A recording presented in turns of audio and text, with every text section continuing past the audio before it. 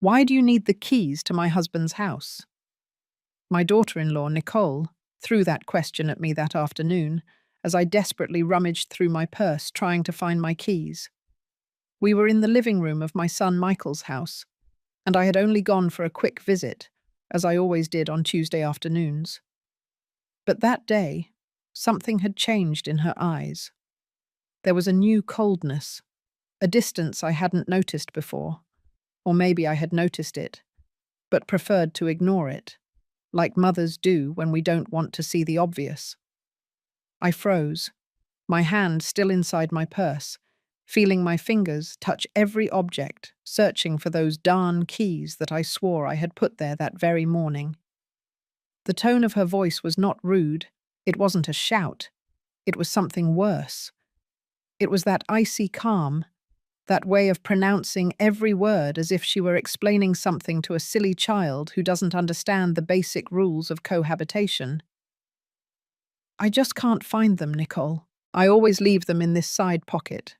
But they're not there today, I replied, trying to maintain my composure, trying not to show the humiliation that was already beginning to climb up my throat like a tight knot. She was standing next to the living room window, her arms crossed over her chest, watching me with that look I had learned to recognize over the last few months. It wasn't open hostility. It was something more subtle, more dangerous. It was as if she was studying me, evaluating my every move to find a flaw, an error that would justify what she clearly already thought of me. Frances. She used my full name. She never called me mum or mother-in-law, always Frances, creating that formal distance that hurt more than any direct insult. I think you should ask yourself why you really need to have permanent access to this house. Michael and I are a family now. We have our privacy, our moments. It's not healthy for you to come and go as you please. I felt the air grow heavier in that room. The same room where I had helped Michael paint the walls 3 years ago, where we had assembled every piece of furniture together, where I had personally hung those beige curtains that Nicole now looked at with disdain every time she visited, saying they were too old-fashioned for her style. Nicole, I don't come and go as I please. I always ring the doorbell. I always call before I come over. The keys are just for emergencies. You know that. I tried to explain, feeling my voice sound weaker than I would have liked, more defensive. Emergencies? She repeated, and let out a brief, dry, humorless laugh. What kind of emergencies, Frances? Like coming to check if we cleaned the kitchen properly? Like coming in to water your plants that you insist on leaving here, even though I've told you 1,000 times I don't like having so many plants in the house? Every word was an accusation disguised as a question. Every sentence was a reminder that I was being judged, measured, and found lacking in every aspect. And the worst part was that she had this terrible ability to make everything sound reasonable, to present her complaints as the legitimate concerns of a wife who just wants to protect her marriage. I swallowed and kept searching through my purse, even though I already knew the keys weren't there. I checked the main compartment again, the side pockets, even the small zippered space where I kept my identification. Nothing. My entire keychain had disappeared, the one with that little silver heart charm that Michael had given me for my 60th birthday. Look, I don't know where they are. Maybe I left them at home without realizing it. I lied, because I knew perfectly well that I had brought them. I remembered the feel of them in my hand perfectly when I locked the door to my apartment that afternoon. Could you lend me your set of keys to make a copy? I promise to give them back to you tomorrow. Nicole then approached, walking slowly toward where I was, and I could see her lips curve into something that was meant to be a sympathetic smile, but which seemed more like a grimace of contained triumph. Frances, I think this is a sign that maybe it's time for you to redefine your relationship with this house, with us. Michael isn't a boy anymore. He doesn't need his mum coming over every couple of days to check on him. He has a wife now, he has responsibilities, he has a life to build with me. There it was again. That way of talking that turned every comment into a life lesson, as if I were a senile old woman, incapable of understanding the appropriate boundaries between a mother and her adult son, as if my 62 years hadn't taught me anything about respect, about family, about love. I understand that Michael has his own life, Nicole. I always have understood that. But I'm still his mother, and this house is important to me too. I don't come to police or to bother. I come because I like spending time with my son, seeing him, knowing that he's okay. Well, Michael is perfectly fine, she replied dryly. He's better than ever, in fact. Ever since we established some clearer boundaries with visits, he's been more relaxed, more focused on us as a couple. You don't realize it, Francis, but sometimes your constant presence creates tension.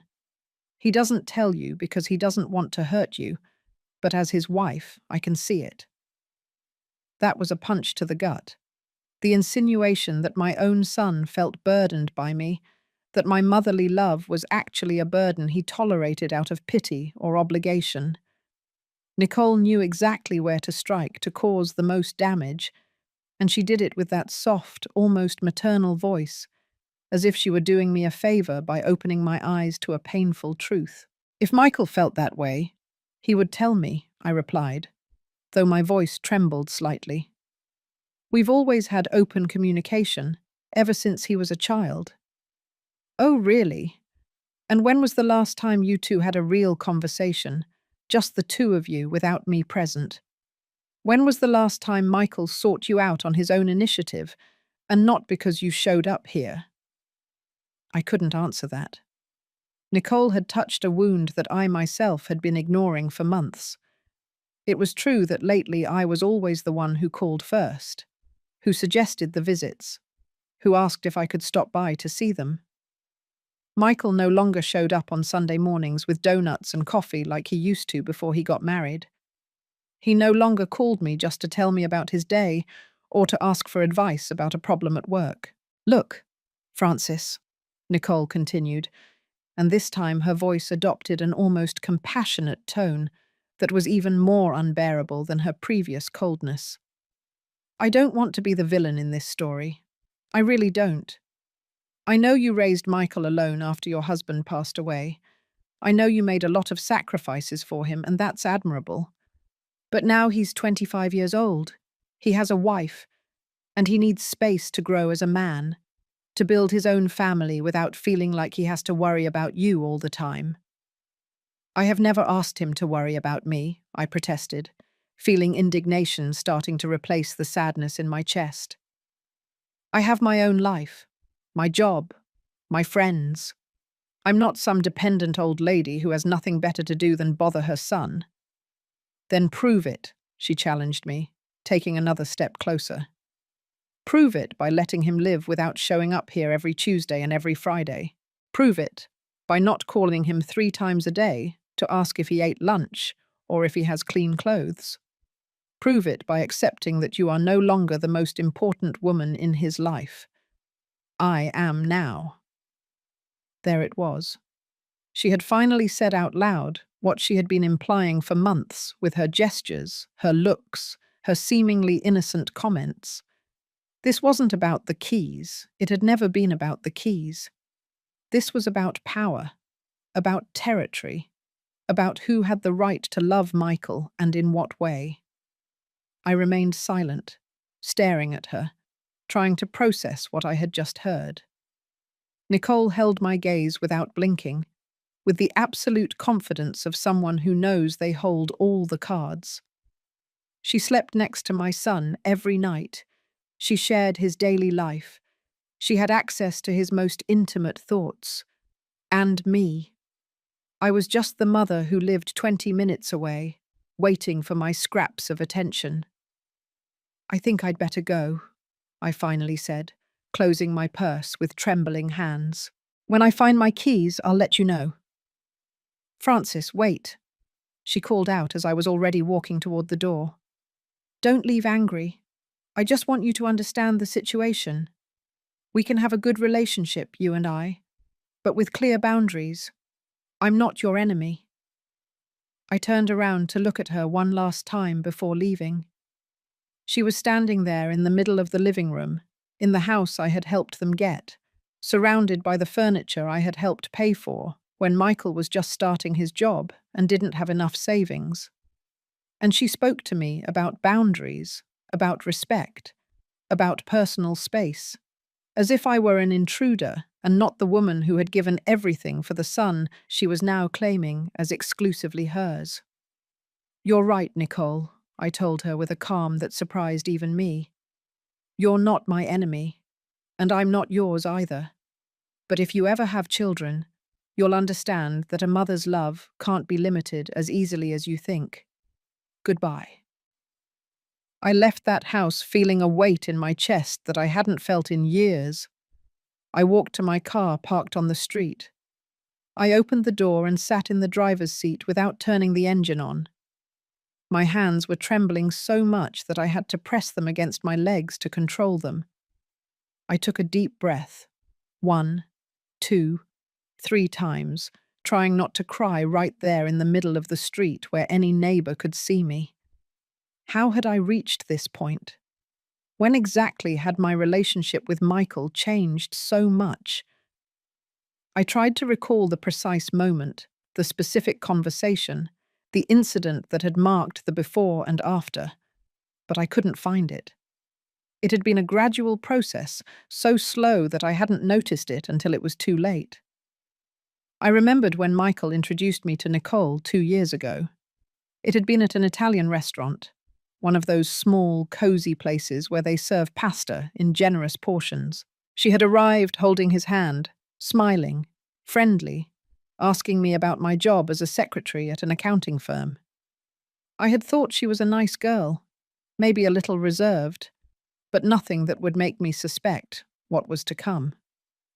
"Mom, I'm so happy," Michael had told me that night, with that light in his eyes that men have when they are deeply in love. "Nicole is special. She's different from all the girls I've met. I think she's the one." And I had been happy for him, genuinely happy. I had toasted with cheap wine and hugged that girl I barely knew, wishing her the best, hoping she would make my son happy. How naive I had been. I hadn't seen the signs, the small manipulation that Nicole had already begun to weave with the patience of a spider building its web. At first, they had been subtle things. A comment about how late I called at night, suggesting that Michael needed to rest for his work. An observation about how much I cooked for him, insinuating that it made him feel guilty for not visiting me more often. A casual mention about how important it was for young couples to have time alone without outside interference. I had ignored those signs because I didn't want to be that nosy, paranoid mother-in-law that everyone makes fun of. I didn't want to become the stereotype of the possessive mother who can't let go of her son. So I had taken steps back. I had reduced my calls. I had waited for Michael to seek me out instead of seeking him out first. And Michael, my sweet Michael, had also started to pull away. Not dramatically, not with a conversation where he told me he needed space. Simply his calls became less frequent, his visits shorter, his hugs more rushed. And when I asked him if everything was all right, he would answer with a tired smile that no longer told me anything, because the words that came out of his mouth were generic and empty. "Everything's perfect, Mom. I'm just really busy with work." "I'm fine, Ma. Don't worry so much. Nicole sends her love. She says we should organize a dinner soon." Empty promises, superficial conversations, that distance that kept growing without either of us having the courage to talk about it directly. And I had resigned myself. I had convinced myself that this was how things were when sons got married, that it was natural for them to prioritize their wives over their mothers. But now, sitting in my car in front of my son's house, with Nicole's words still ringing in my ears, I realized that there was something profoundly wrong with all of this. It wasn't natural for a wife to see her husband's mother as a threat. It wasn't normal for me to have to implicitly ask permission to see my own son. It wasn't fair for them to make me feel guilty for the love I felt for the human being I had brought into the world and raised alone. I turned on the car engine and drove toward my apartment on autopilot, not really paying attention to the streets I was passing. I arrived at my apartment just as the sun was beginning to set, painting the sky in shades of orange and pink that on any other day I would have found beautiful. But that afternoon, everything seemed grey, dull, lifeless. I went up the stairs to the third floor where my small two-bedroom apartment was, that space that had been my refuge for the last 10 years, ever since Michael moved out to go to college. I opened the door, and the first thing I did was search every possible place where I might have left my keys. I checked the entrance table, the kitchen, my bedroom, even under the sofa. Nothing.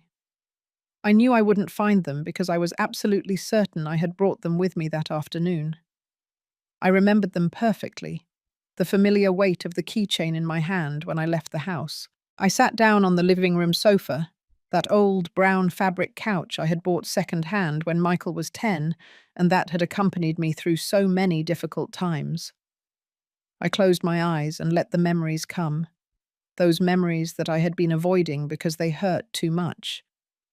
I remembered when I bought that house for Michael. It had been 3 years ago, when he was 22 and had just landed his first stable job as an administrative assistant at a technology company. The salary wasn't bad, but it wasn't enough to buy property in the city either. I had been saving for years, putting away every extra dollar I earned, sacrificing vacations and personal indulgences.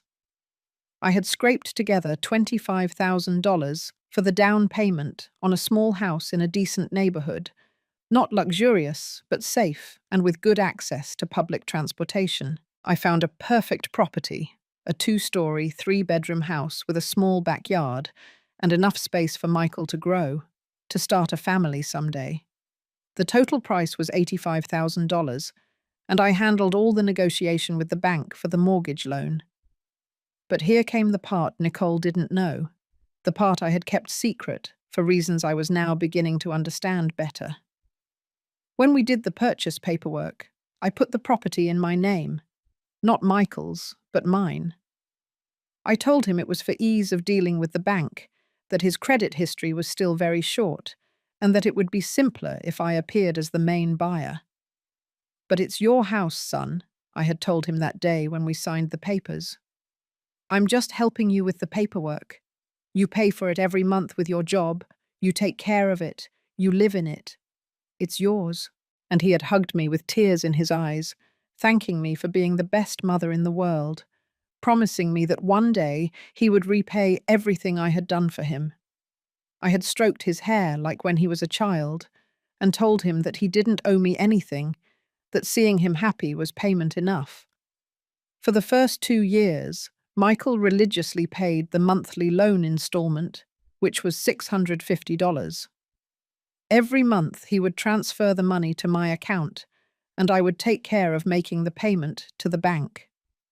It was an arrangement that worked perfectly. He had his independence, his own space, and I had the peace of mind knowing that my son was well situated. But then Nicole arrived. She moved in with him 6 months after they started dating, and from that moment on, things started to change. She began to decorate the house to her taste, buying new furniture, changing curtains, and painting walls. And with every change she made, her sense of ownership over that place grew stronger.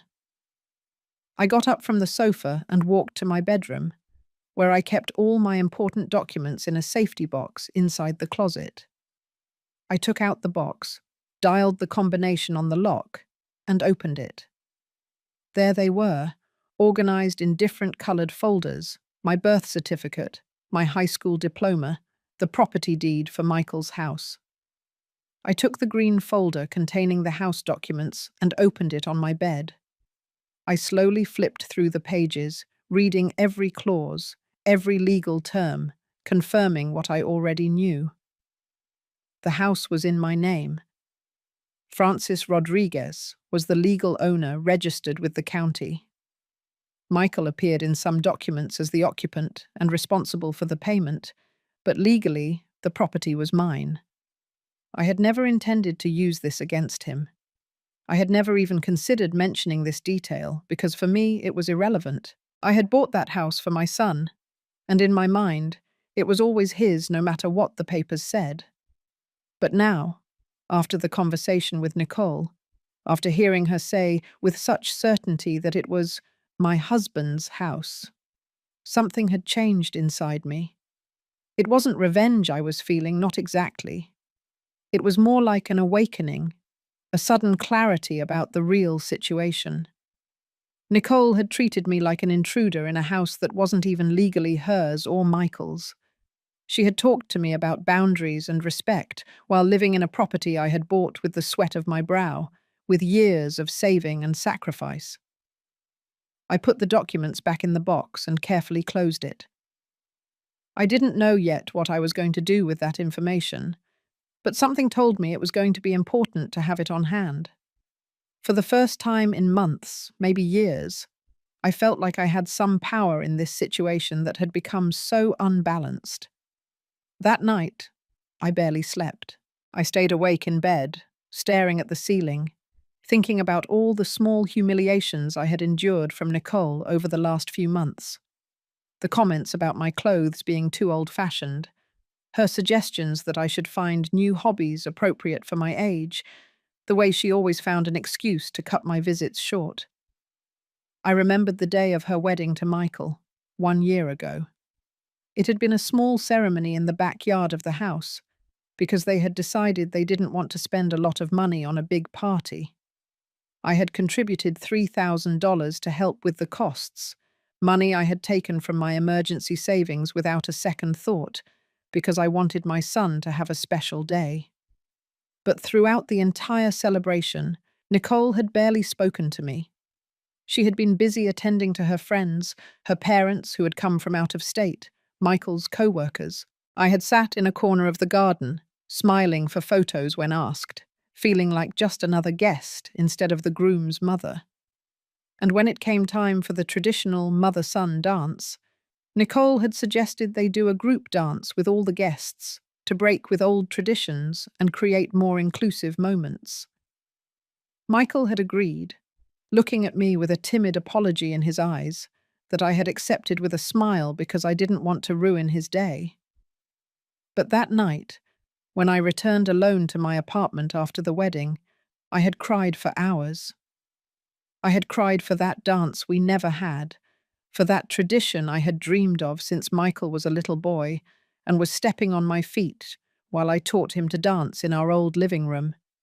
I had cried because I realized I was losing my son little by little, and I didn't know how to stop it. The phone rang at 11 o'clock at night, pulling me out of my thoughts. It was Michael. My heart leapt with hope, thinking that maybe he had noticed my distress that afternoon, that maybe he was going to ask if I was okay, to apologize for Nicole's behavior. "Mom?" His voice sounded tired on the other end of the line. "Nicole told me what happened today with the keys." "Oh, yes," I replied, trying to keep my voice neutral. "I lost them, but a spare set I had saved has already turned up." I lied, because I didn't want to worry him, because I still had that habit of protecting him from unpleasant things. "Look, Ma, I know sometimes Nicole can be a little direct with the things she says, but she's right about some things." I remained silent as I heard those words coming from my son's mouth. She's right about some things. As if Nicole were the voice of reason and I was the one who was wrong, the one who needed correction, the one who didn't understand how adult relationships worked. "What things is she right about, Michael?" I asked, and this time I couldn't hide the pain in my voice. "That I shouldn't have keys to your house? That I bother you too much? That my motherly love is a burden to you?" "Mum, don't put words in my mouth," he replied with a sigh of frustration. "Nicole didn't say that exactly. She's just trying to establish healthy boundaries for our marriage. All the books we've read about relationships say it's important for couples to have their private space, without family interference. Books? I repeated in disbelief. Now you need to read books to know how to treat your own mother. Michael, I raised you alone for 25 years. Your father died when you were 4 years old, and I was left with nothing but my secretary job and the determination to give you a good life. I never treated you like a burden. I never made you feel like you were in my way. And now it turns out that I'm the one in your way. It's not like that, Mum. You're exaggerating things. Nicole just wants us to have a more mature, more adult relationship. I'm not a kid who needs his mum coming to take care of him all the time. And when have I acted like you're a child? My voice was rising now, the accumulated frustration of months finally finding an outlet. When have I treated you disrespectfully, or as if you couldn't take care of yourself? I just come to visit you, Michael. I just want to see my son, spend time with him, know that he's okay. Is that so terrible? Is that so invasive? There was a long silence on the other end of the line. I could hear Michael's breathing. I could imagine him sitting on his living room sofa, probably with Nicole next to him, listening to every word of our conversation, guiding him on what to say, how to respond. Mum, I love you very much. You know that. But I need you to understand that my life changed. I have a wife now. I have responsibilities to her too. I can't always be available for you like before. I have never asked you to be always available, I replied, feeling tears begin to well up in my eyes. I just ask you not to treat me like a stranger, not to let your wife disrespect me in your own house, to remember that I am also part of your life. Nicole didn't disrespect you. She was just honest with you about how she feels. That's what mature people do, Mum. They talk things out directly instead of holding on to resentments. There it was again, that word, mature. As if I were a spoiled teenager who couldn't handle an adult conversation. As if my hurt feelings were proof of my immaturity instead of a normal response to mistreatment. All right, Michael, I finally said, wiping the tears with the back of my hand. I get the message. I'm going to give you the space you need. I won't bother you anymore with my inopportune visits. Mum, you don't have to be like that. Nobody is saying you can't come visit us. We're just asking you to call ahead with more notice, to respect our schedule, to understand that sometimes we're going to be busy and won't be able to see you. I always call before I go, Michael. I always call or send a text. But it seems like it's never enough for Nicole. There's always something I'm doing wrong. There's always a new rule I have to follow. Because you don't respect the rules we have given you, he countered, and for the first time I heard a tone of real irritation in his voice. We asked you not to arrive before 4 o'clock in the afternoon on weekends, because those are our private mornings, and you showed up last Saturday at 2. We told you not to bring so much food every time you visit, because we're trying to cook more ourselves, and you keep showing up with 3 containers full. Every accusation was a stab. Things I had done with love, with the intention of helping, of showing affection, were now presented as violations of their privacy, as acts of unwanted intrusion. You know what, Michael? You're right about everything. I'm the one who's wrong. I'm a terrible mother who doesn't know how to respect boundaries. But let me tell you something that maybe Nicole hasn't explained to you in those books you read so much. Someday you're going to need me. You're going to want to come to my house to escape from some problem, to seek advice, to feel heard. And that day I'm going to be here for you, because that's what mothers do. But I'm not going to keep begging for scraps of your attention. I'm not going to keep apologizing for loving you too much. Mom, you're being dramatic. No, Michael, I'm being honest. And since we're talking about honesty, let me ask you something. Do you really feel that I am a burden in your life? Or is it Nicole who has convinced you of that? Another silence. This one was heavier, more loaded with meaning. When Michael finally spoke, his voice was barely a whisper. "I don't think you're a burden.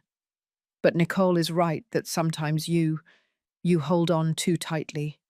And that makes me feel guilty when I want to do things just with her, when I want to prioritize my marriage." "Then do it, son. Prioritize your marriage. I'm not going to stop you. But don't ask me to applaud while I'm being pushed out of your life." I hung up the phone before he could answer, before I could hear my voice break completely. I allowed myself to cry then, to really cry, with those deep sobs that come from the center of your chest and physically hurt. I cried for the relationship I had with my son, and which now seemed to be destroyed. I cried for the years I had dedicated to raising him, to loving him, to building a bond I believed was unbreakable. But I also cried for myself, for having been so naive, for having believed that love was enough, that shared history meant something, that blood ties were stronger than the manipulations of a woman who had only been in my son's life for 2 years. I fell asleep that night with the phone in my hand, hoping Michael would call back to apologize, to tell me he had been too harsh, that he loved me, and that nothing Nicole said could change that. But the call never came. The following days were strange, empty. I continued my normal routine, going to my job at the accounting office, having lunch with my colleagues, coming home in the evenings. But there was a constant hole in my chest, an absence that weighed more heavily with each hour that passed without news from Michael. I didn't call him, for the first time in years. I wasn't the one who sought contact first. I wanted to see how long it would take before he noticed my absence, before he noticed that something had changed between us. A week passed, then 2. My phone remained silent except for messages from friends and calls related to work. No message from Michael asking how I was. No casual call to tell me about his day. It was as if I had disappeared from his life, and he hadn't even noticed. The pain of that realization was worse than any cruel word Nicole could have said to me. It made me realize that maybe she was right about one thing. I had become dispensable in my son's life. He could move on perfectly well without me, without my visits, without my calls, without my constant presence that I thought was comforting, but which was apparently only annoying. It was in the 3rd week when something inside me changed. I was in my office reviewing some bank statements when my boss, Mrs. Reynolds, came in with a folder in her hands and a kind smile on her face. She was a woman in her 50s, direct but fair, and in the 12 years I had been working for her, we had developed a relationship that went beyond the professional. "Francis, do you have a moment?" she asked, sitting in the chair across from my desk without waiting for an answer. "I've noticed you've been different lately. Quieter, more distracted. Everything okay at home?" I tried to smile and downplay it. "Just family stuff, Mrs. Reynolds. Nothing serious." She looked at me with that penetrating gaze she used when she knew someone was lying to her. "Francis, I've known you for years. I know when something is eating you up inside. Is it your son? Michael's okay?" And then, unable to hold it in any longer, everything came out. I told her about Nicole, about the lost keys, about the phone conversation with Michael, about the 3 weeks of silence. I told her about how I felt displaced, rejected, as if everything I had built with my son over 25 years was crumbling before my eyes. Mrs. Reynolds listened in silence, nodding occasionally, without interrupting. When I finished, she sighed deeply and leaned back in her chair. "Do you know what your problem is, Francis?" she finally said. "That you spent so many years being a mother that you forgot to be a woman. You forgot that you have value beyond what you can give your son. And now that he is building his own life, you feel like you have nothing left because you put all your eggs in one basket." Her words hurt because they were true. Ever since my husband passed away, my whole life had revolved around Michael. Every decision I made, every plan I made, every dream I had, always included him. I had sacrificed opportunities to rebuild my life, to date other men, to travel, to dedicate myself to personal hobbies or interests. Everything had been for Michael, thinking about Michael. But not only that, Mrs. Reynolds continued, leaning forward. Your other problem is that you've let yourself be walked all over. That daughter-in-law of yours is manipulating you, and you're allowing it because you're afraid of losing your son. But let me tell you something, Francis.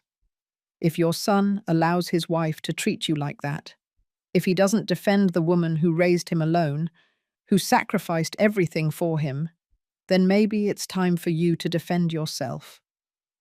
And how am I supposed to do that? I asked with a broken voice. He's my son, Mrs. Reynolds. I can't just cut him out of my life. I'm not telling you to cut him out.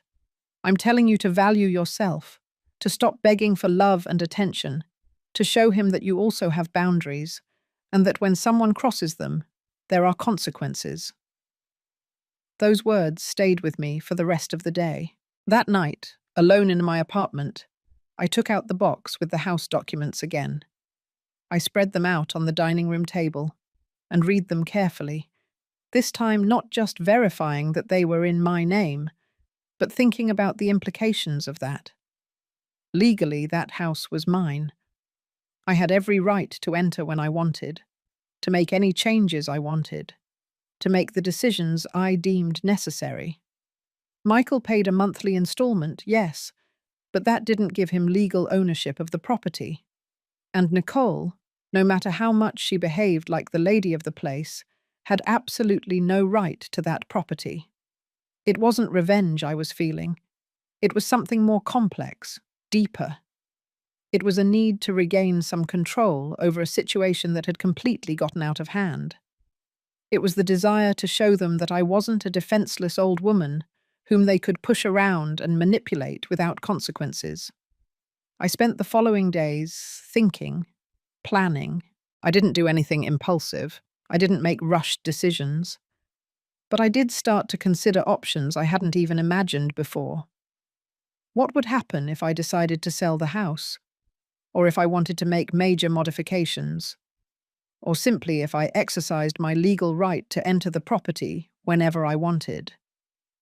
It was the Monday of the 4th week without contact with Michael when I finally received a message from him. It was short, casual, as if the last few weeks of silence had never existed. Hi, Ma. How are you? Nicole and I are going out of town this weekend. I'm letting you know in case you need anything. I read the message 3 times, analyzing every word, every comma. There was no apology. There was no acknowledgement that we hadn't spoken for almost a month. Just a casual notice, probably sent more out of obligation than genuine concern. And the worst part was that last phrase, in case you need anything, as if I were the one who depended on him, when the reality was exactly the opposite. I replied with the same coldness he had used. I'm fine. Have a good trip.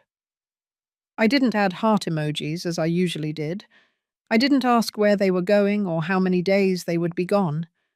I didn't offer to water their plants or check that the house was okay. Just a polite, distant response, the kind you would give a casual acquaintance. That night, I made a decision.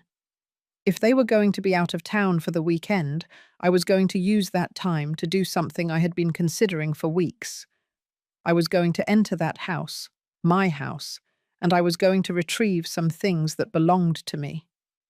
I wasn't going to steal anything. I wasn't going to cause damage. I was simply going to exercise my right as the legal owner to enter my property. On Friday afternoon, when I was sure that Michael and Nicole had already left for their trip, I drove to the house. I took with me a copy of the property deed, just in case a neighbor decided to call the police upon seeing me enter. I also brought the keys that I had supposedly lost, but which I had actually found days later at the bottom of my purse, exactly where I remembered putting them. I had always suspected that Nicole had taken them that day and then returned them to my purse without my noticing, just to create the drama of the lost keys and have an excuse to confront me. But I had no way to prove it, and frankly, I no longer cared. The important thing was that now I had access to the house. I parked my car in the driveway and walked to the front door. The neighborhood was quiet. Only the distant barking of a dog and the sound of a lawnmower at a nearby house could be heard.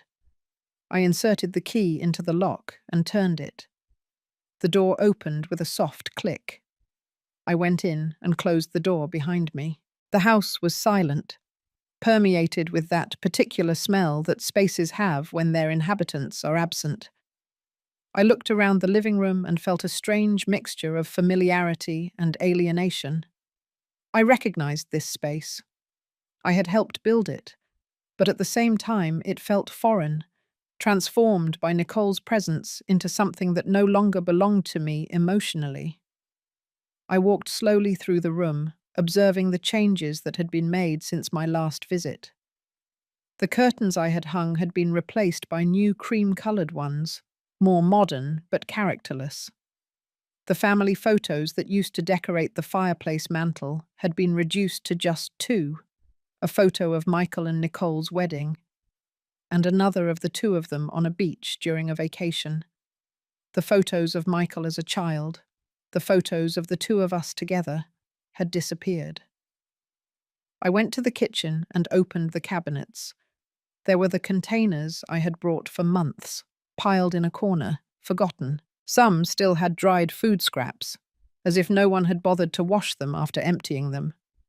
I felt a pang of pain seeing that. I had prepared those meals with love, thinking of my son, wanting to make sure he ate well. And there they were, treated like disposable garbage. I went upstairs to the second floor. There were 3 bedrooms, the main one where Michael and Nicole slept, one they used as an office, and a third that was almost empty except for some boxes. I entered the main bedroom and stopped at the threshold. The bed was perfectly made with grey sheets and white decorative pillows. There was a large dresser against one wall, with some of Nicole's beauty products neatly arranged on top. On the nightstand on the side I assumed was Michael's, there was a framed photo. I approached to look at it better and felt my heart sink. It was a photo of Nicole and Michael on their honeymoon, embracing in front of a sunset. Beautiful, romantic, perfect. But what hurt me was realizing that there was no photo of me in that entire room. It was as if I had been erased from my son's life, as if 25 years of shared history didn't deserve even a small space on his nightstand. I left that room with a weight in my chest. I went to the office and turned on the light. There was a desk with a computer, shelves with books, and a small filing cabinet in a corner. I approached the filing cabinet, with no intention of checking anything private, just observing. It was locked. That's when I noticed something on the desk. An open folder with documents that seemed important. I approached, and although I knew I shouldn't, I couldn't help but look. They were Michael and Nicole's bank statements. Apparently they had a joint account, and the numbers I saw surprised me. There were several recent charges for significant amounts.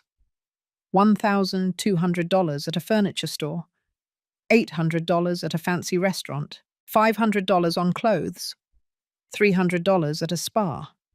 The expenses accumulated page after page, showing a lifestyle that, frankly, seemed excessive for Michael's salary. I kept reviewing the papers, justifying my curiosity by telling myself that, as the homeowner, I had a right to know how they were managing their finances and how that might affect the monthly payment. And then I found something that made me stop dead in my tracks. It was a letter from the bank, dated 2 weeks ago.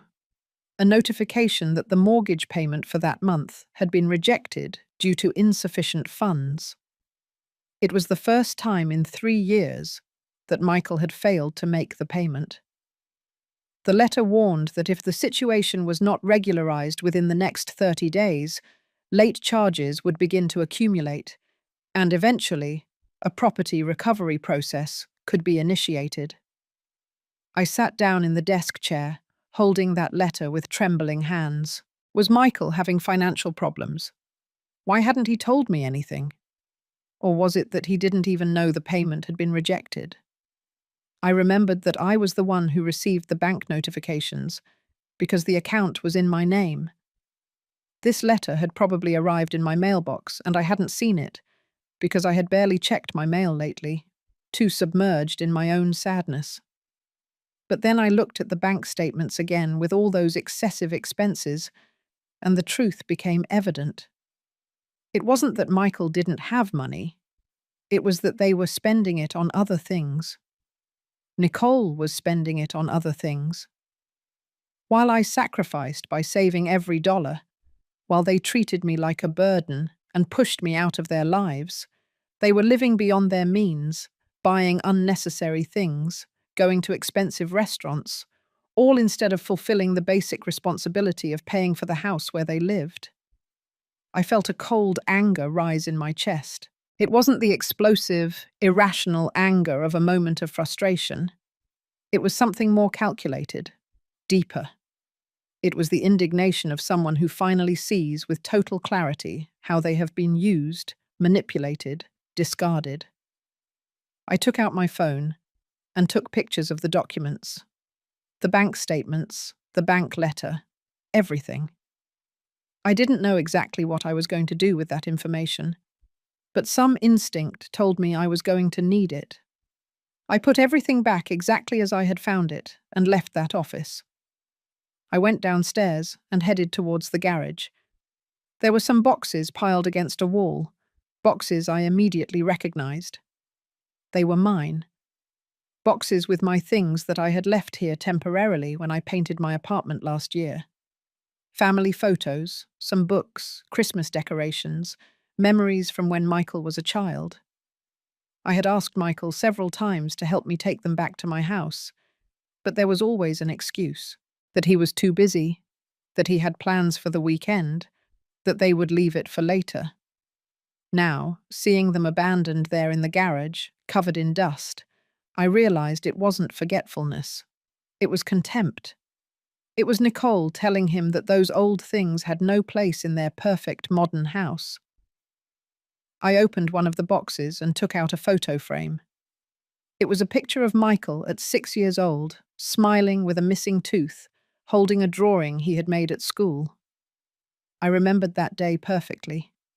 It had been his first day of school, and he was so nervous that I had to wait outside the school for the entire recess, just in case he needed me. When he came out, he ran towards me with that drawing, so proud of his creation. I put the photo frame back in the box and decided I would take these boxes home with me. They were mine, after all. And if Michael and Nicole didn't want them here, I wanted them in my apartment, where they would be appreciated, where they meant more than just old junk taking up space.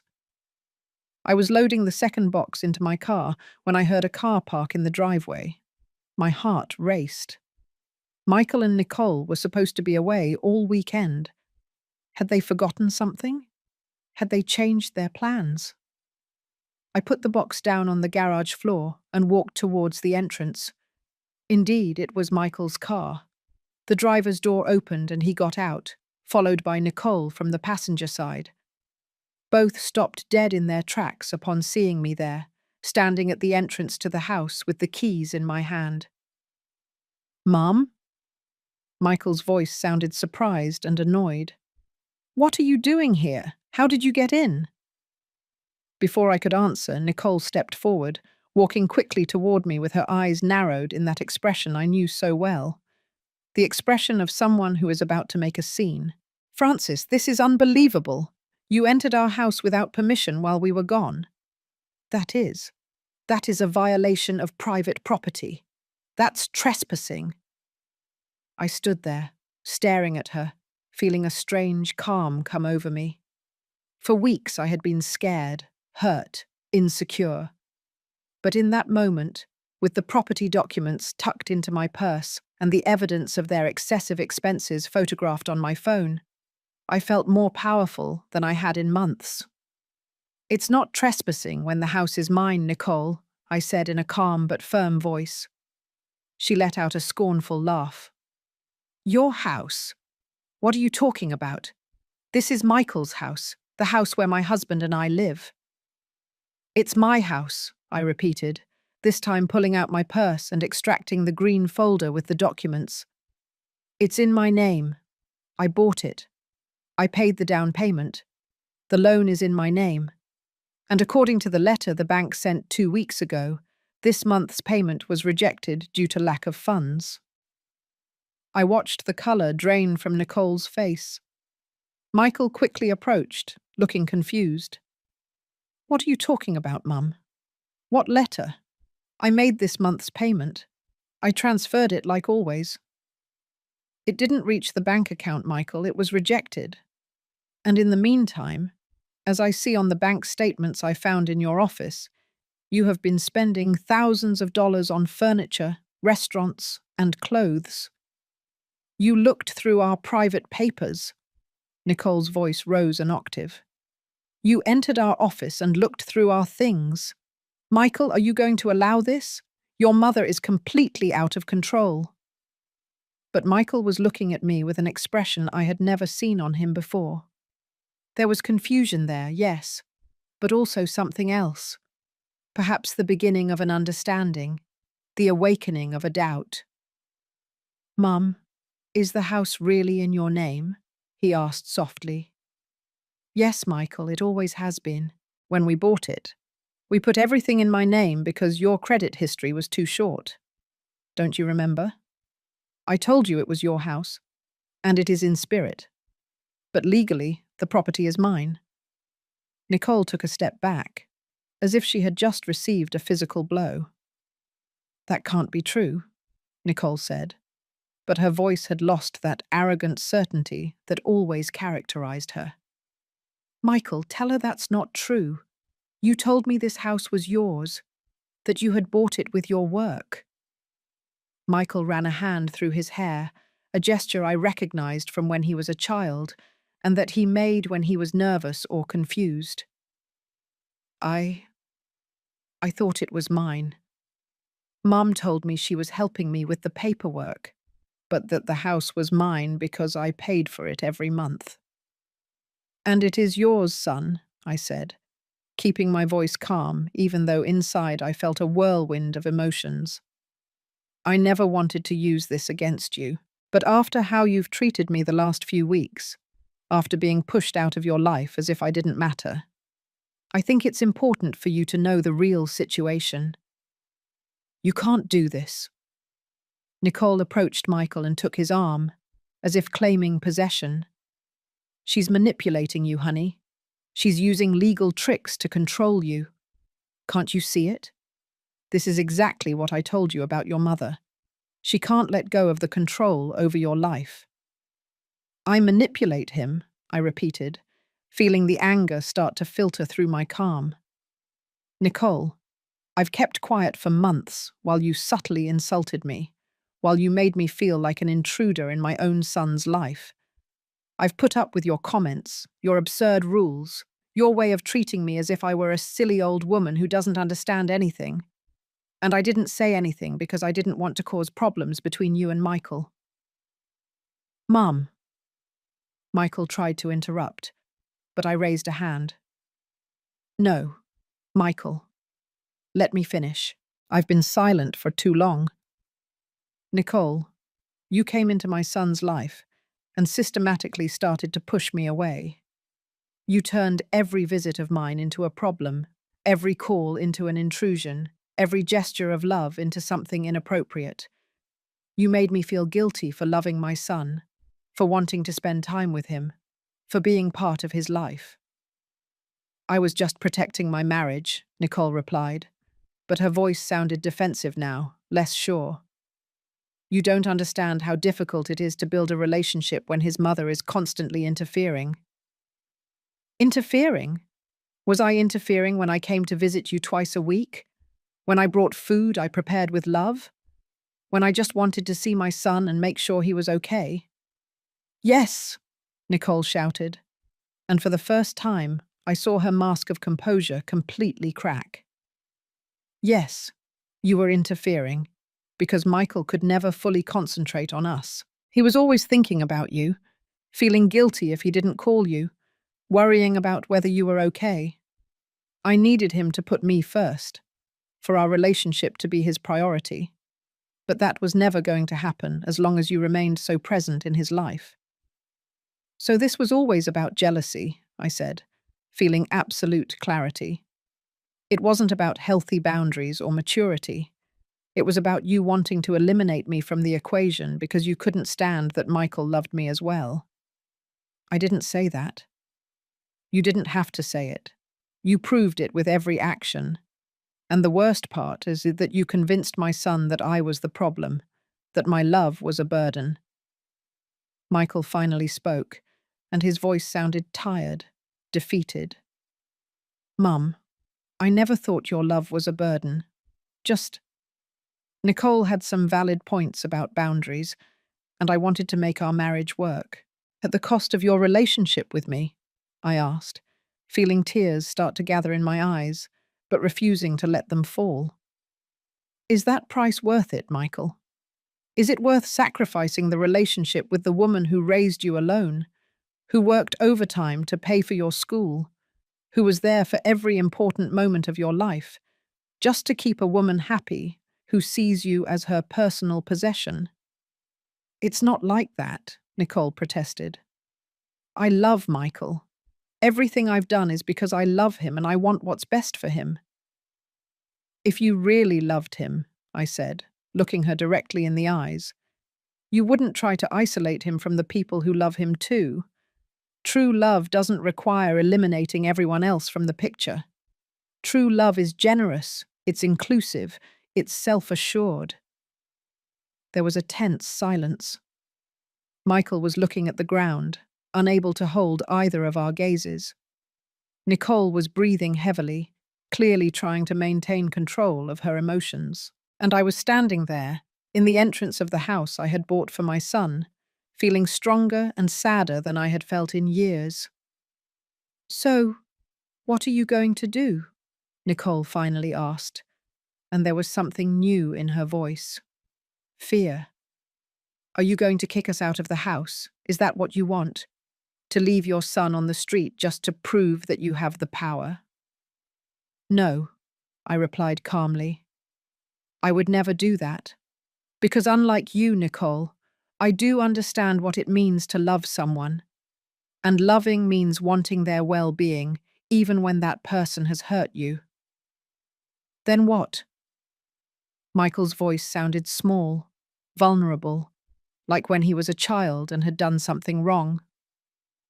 What I'm going to do, I said slowly, choosing my words carefully, is give you an option. You can continue living in this house, but under new conditions.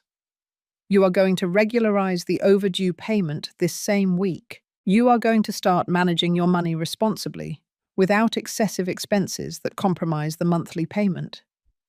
And you are going to treat me with the respect I deserve as Michael's mother and as the legal owner of this property. And if we don't accept those conditions? Nicole asked with one last flicker of defiance.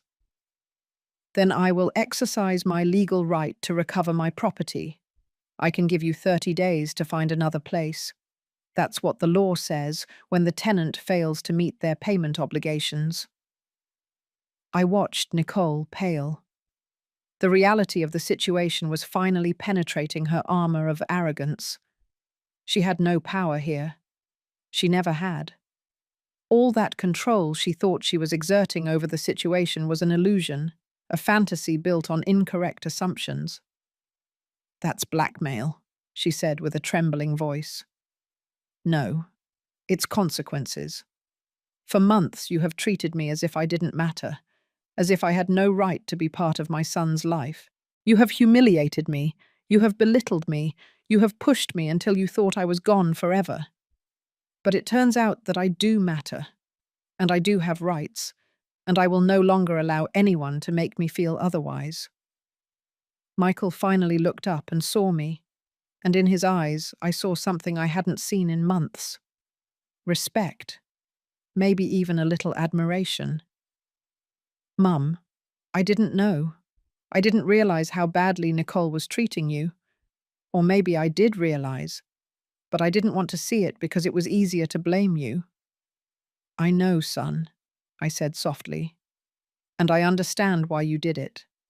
When you love someone, you want to believe the best in that person. You want to think that their intentions are pure. But love shouldn't require you to sacrifice other important relationships in your life. Nicole took a step towards Michael, but he moved away slightly. It was a small, almost imperceptible movement, but I noticed it. And Nicole noticed it too. I saw panic cross her face. Michael, honey, she's trying to separate us. Can't you see it? All of this is a manipulation so that you doubt me, so that you doubt us. No, Nicole. Michael's voice was firm now. My mom isn't trying to separate us. You already did that by making me choose between you from the beginning. I was just too blind to see it. What are you saying? Nicole's voice rose in pitch, bordering on hysteria. Are you saying you believe her instead of me, your wife? I'm saying, Michael took a deep breath, that I've been ignoring a lot of things because I didn't want to face them. Like the fact that every time my mum called, you rolled your eyes, or how you always found a reason to cut her visits short, or how you conveniently forgot to invite her to family events. I did that for us. No, Michael interrupted her. You did it for you, because you wanted to have total control over my life, over my relationships, over every aspect of my existence. And I let you do it because I thought that's how a good husband was supposed to be. Nicole fell silent, tears beginning to roll down her cheeks. Michael, please. Nicole extended her hand toward him, but Michael didn't take it. I just wanted us to be happy together. I just wanted to build our own family without interference. Is that so wrong? It's not wrong to want to build a family, Michael replied, and there was a deep sadness in his voice. But it is wrong to destroy other relationships in the process. My mum wasn't an interference, Nicole. She is my family too, and you made me feel like I had to choose between you.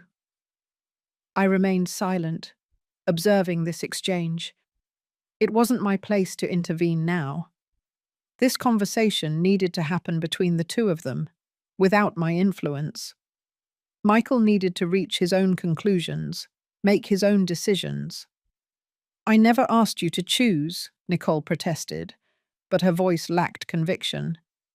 I just asked you to set reasonable boundaries.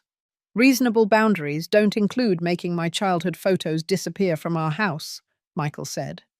And for the first time, I noticed a tone of anger in his voice. Reasonable boundaries don't include searching my mother's purse to take her keys and then making her feel guilty for losing them. Nicole froze. How did you know? Because I know you, Nicole, and because I've been remembering things I ignored at the time. Like that afternoon when my mum was looking for her keys and you were so calm, so sure, as if you knew exactly where they were, but you weren't going to tell her. Nicole's tears were flowing freely now. I did it for us, so she would understand that she couldn't come in and out of our house whenever she wanted. It was her house, Nicole. It was always her house.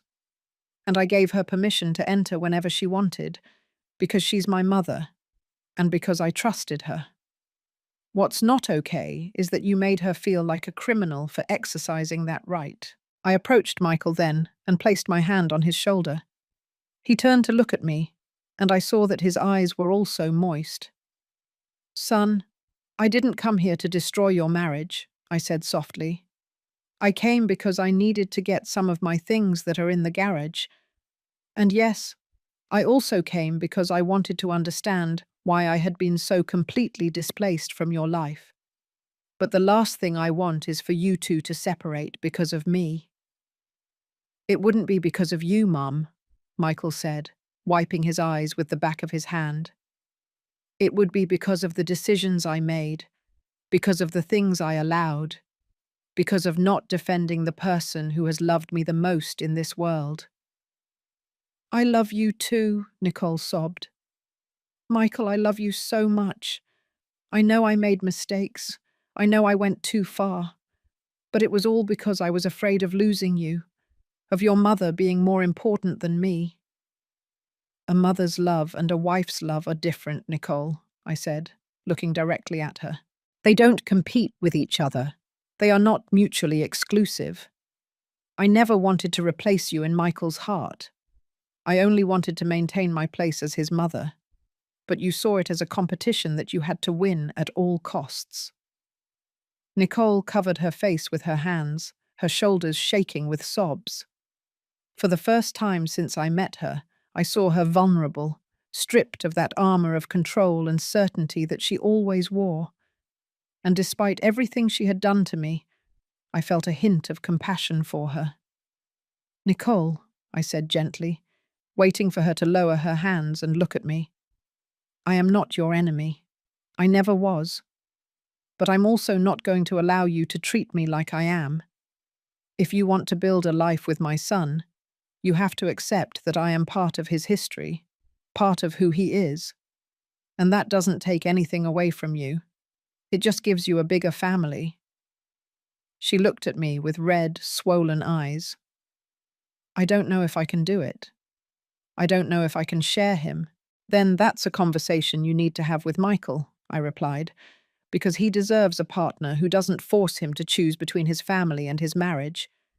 He deserves someone who loves all parts of who he is, including the fact that he is Francis Rodriguez's son. Michael approached Nicole and took her hands in his. Nat, I need you to understand something. My mom is always going to be important in my life. That doesn't mean you are less important. But if you can't accept that, if you can't find a way to have a respectful relationship with her, then we have a serious problem that we need to solve. Are you giving me an ultimatum? Nicole asked with a trembling voice. I'm being honest about what I need for this marriage to work, Michael replied. It's not an ultimatum. It's a reality. And I think deep down you always knew it. That's why you worked so hard to push me away from my mom, because you knew that if I really paid attention to how you were treating her, I wouldn't agree with it. Nicole remained silent for a long moment, processing Michael's words. Finally, she wiped her tears and took a deep breath. I need time, she said with a broken voice. I need to think. It's too much to process right now. It's okay, Michael said. Take all the time you need, but in the meantime, we're going to respect the conditions my mum set. We're going to pay the overdue mortgage this week, and we're going to be more careful with our spending. Nicole nodded weakly and walked towards the car without saying anything else. She sat in the passenger seat and closed the door, looking straight ahead with a lost expression. Michael turned to me. Mom, I'm sorry. I'm sorry I didn't see what was happening. I'm sorry I made you feel unwelcome in my life. I'm sorry for everything. I hugged him then. This son who had grown so much, but who at that moment felt like my little boy again. I'm sorry about some things too, son, I replied. I'm sorry I didn't speak up sooner, didn't defend my place more fiercely. But I also understand that you were trying to make your marriage work. And that's important. Not at the cost of losing you, Michael said, tightening the hug. It should never have been at that cost. We stayed like that for a moment, in silence, healing a little from all the damage that had accumulated over months. When we separated, Michael had a calmer, clearer expression. What were you really doing here? He asked with a small smile. You said you came for your boxes, but I suspect there was something more. I came to regain some of my dignity, I admitted. And yes, I also came to better understand the situation. I found the bank letter by accident when I was in the office. I wasn't deliberately snooping, but when I saw it, I needed to know more. I thought I had made the payment, Michael said, running his hand through his hair again. But reviewing now, I think Nicole and I had some big expenses this month, and she must have used that money for other things, thinking we could replace it later. It wasn't intentional. It was just irresponsible. The important thing is that you resolve it, I said. I can help you with this month, if necessary. But after this, you need to have a serious conversation about your finances and your priorities. We will, Michael promised. And Mum, about the house. I didn't know it was still in your name. I thought we had made the change at some point. I was going to, I admitted. I had planned to transfer the property to your name for your 30th birthday. As a gift, as a way of saying you were fully adult and responsible for your own life. But after everything that happened, I'm glad I hadn't done it yet. Michael nodded, understanding. Do you still plan to do it? Eventually. It depends, I replied honestly. It depends on how things evolve from now on. It depends on you learning to balance your married life with your relationship with me. It depends on a lot of things. That's fair, Michael said. The following days were strange, full of expectant tension. Michael kept his word and regularized the overdue mortgage payment, using his emergency savings and drastically cutting his unnecessary expenses. He called me to confirm that the money had been deposited, and in his voice there was a mixture of shame and determination that reminded me of the responsible boy I had raised, before Nicole came to cloud his judgment. Nicole, for her part, had maintained absolute silence. She didn't call me, didn't send messages, didn't attempt any contact. Michael told me that she was processing things in her own way, going to individual therapy to work on her insecurities and her controlling behavior patterns. It was a first step, although I knew the path would be long. It was 2 weeks after the confrontation when I finally received a call from Nicole. My first instinct was not to answer, but something made me press the green button. Francis.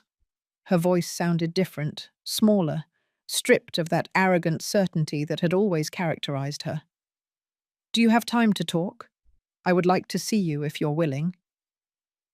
We agreed to meet at a neutral coffee shop, a place where neither of us would have territorial advantage.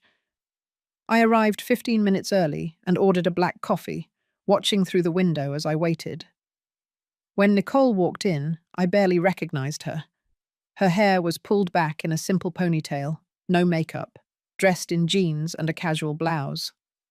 She looked younger, more vulnerable. She sat across from me and ordered chamomile tea. There was an awkward silence as we waited for our drinks. When they finally arrived, Nicole wrapped her hands around the hot cup and took a deep breath. I don't know where to start, she admitted, looking at the steaming liquid.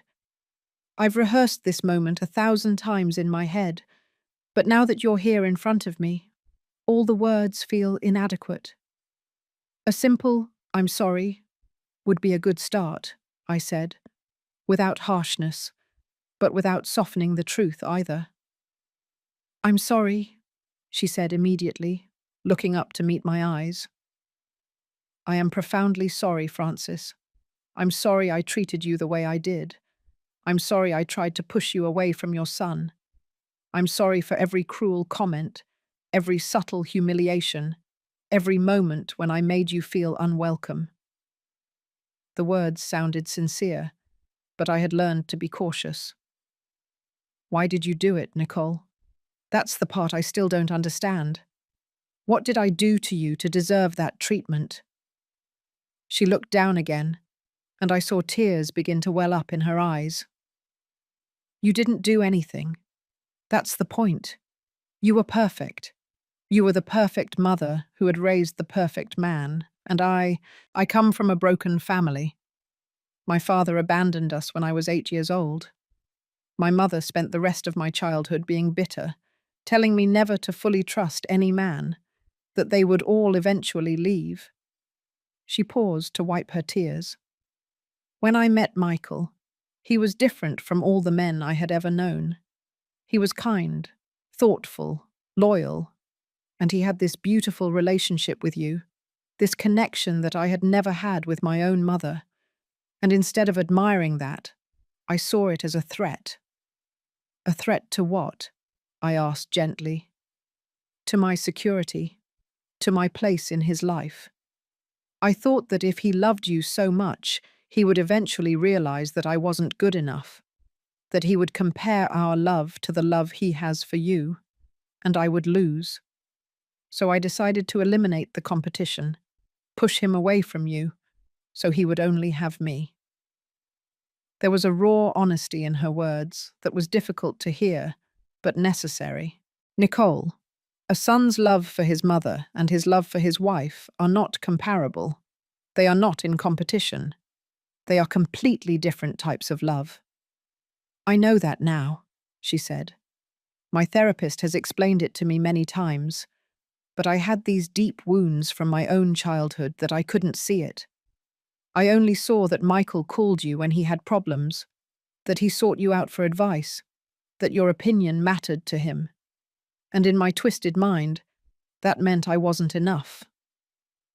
I took a sip of my coffee, processing her words. Part of me wanted to cling to my anger, to my justified pain. But another part, the part that had raised a son with love and compassion, understood that childhood wounds could warp the way we saw the world. I appreciate your honesty, I finally said. And I understand that you are coming from a place of pain. But understanding where your behavior comes from doesn't erase the damage you caused. Not just to me, but to Michael too. You put him in an impossible position. You made him choose between two people he loves. I know, she whispered. And if I could go back in time, I would do everything differently. But I can't. I can only try to be better from now on. And how do I know this is genuine? I asked. How do I know it's not just another attempt at manipulation, another strategy to regain control of the situation? Nicole looked me directly in the eyes. You don't know. You can't know for sure. I can only prove it to you over time, with my actions. But Francis, I swear I don't want to lose Michael. And I've realized that if I continue on the path I was on, I will lose him. He made it very clear to me that he won't sacrifice his relationship with you for me. And does that bother you? I asked, observing her reaction carefully. It scared me at first, she admitted, but then it made me reflect. If Michael is willing to defend you, he's also willing to defend what's right. He would defend me too if someone treated me badly. That loyalty he has toward you is part of what makes him a good man. And I was trying to destroy the very quality that made me fall in love with him. There was wisdom in those words, a maturity I hadn't seen in Nicole before. Therapy is helping you, I observed. Yes, she nodded. I'm learning a lot about myself, about my fears, my insecurities, my toxic behavior patterns, and I'm working on changing them, but not just for Michael, but for myself. Because I don't want to keep being that person who hurts others because of her own fears. We were silent for a moment, each lost in thought.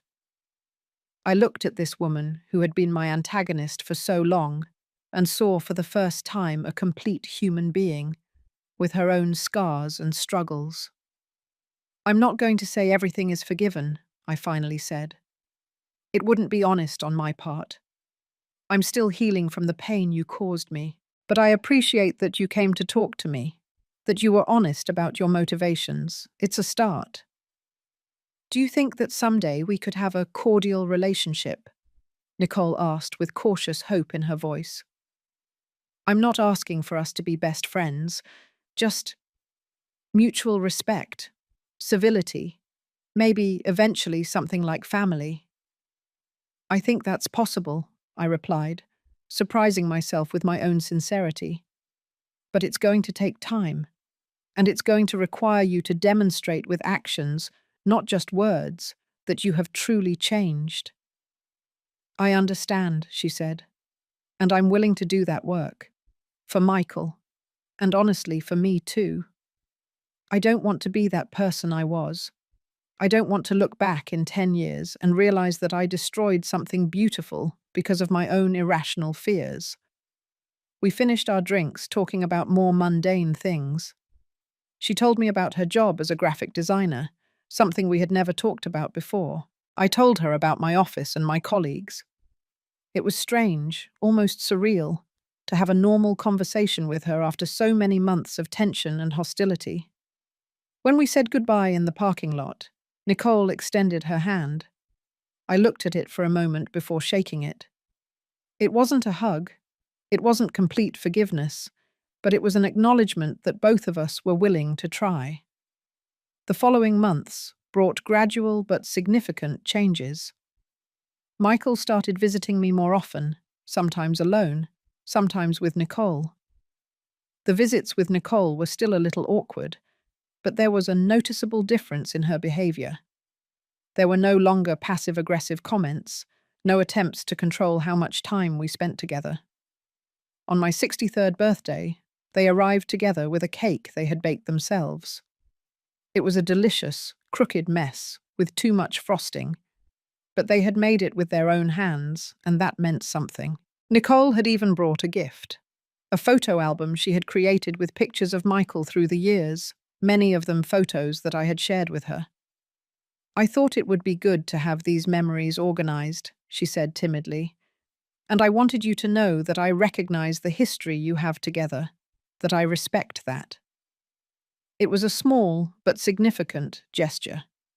It showed that she was trying to repair the damage she had done by eliminating those photos from their house. Michael flourished with this new balance. He looked more relaxed, more like the son I remembered before the marriage. He and Nicole also seemed stronger, paradoxically united by having faced this crisis instead of being destroyed by it. One Saturday afternoon, 6 months after the big confrontation, I was sitting in my apartment enjoying a cup of tea when the doorbell rang. It was Michael, alone. "Hi, Mum," he said with a smile. "Do you have time for me?" "I always have time for you, son," I replied, inviting him in. He sat down on the sofa and took an envelope out of his backpack. "I have something for you." I opened the envelope and found a check for $25,000, exactly the amount I had paid as a down payment on the house 3 years ago.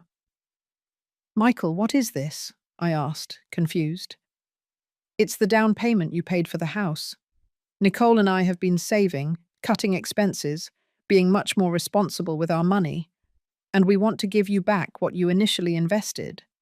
It's not fair that you carried that burden alone." I felt tears begin to well up in my eyes.